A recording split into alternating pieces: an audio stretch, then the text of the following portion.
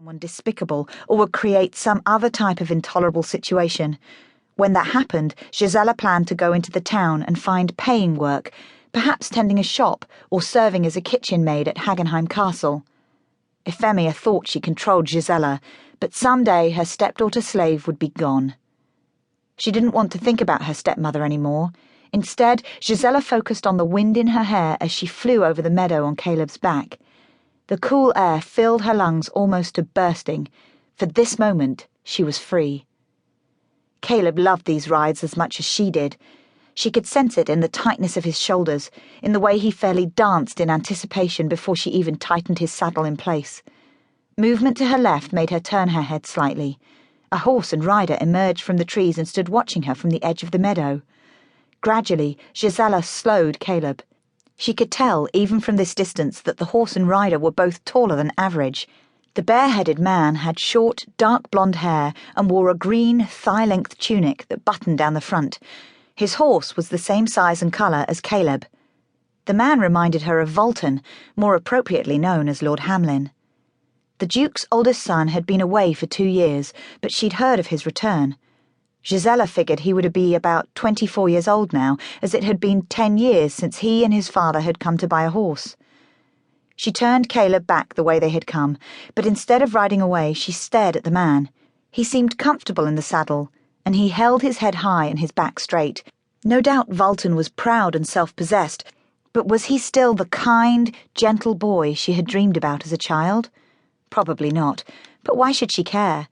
She had ceased daydreaming about him years ago, when she realized she was but a servant now, and no longer the wealthy landowner's daughter whose father had been so friendly with Duke Wilhelm. She glanced down at her coarse woolen overdress. She'd tucked her skirt into her waistband, exposing the leather stockings she wore to cover her legs while she rode, since she hated riding side-saddle. Her feet were bare and dirty, and her hair was completely unfettered, as she liked to feel the wind lifting and tossing the long strands. She wouldn't want the Duke's son to see her looking this way, if this was indeed Valten. He would mistake her for a peasant, which, when she thought on it, might as well be, given her position in her stepmother's household. Gisela urged Caleb forward, and soon they were flying back over the hills again. She wasn't running away from the Duke's son. She had to go home, for her stepmother and stepsisters would be demanding their breakfast soon, and she still had to give Caleb a good brushing after their ride. Besides, Valten, the tournament champion and future leader of Hagenheim, would hardly care to get acquainted with her, the stable hand, cook, and all-round servant for a spoiled, selfish trio of women. As a little girl, she had imagined marrying Lord Hamlin. Now she knew it was a silly dream.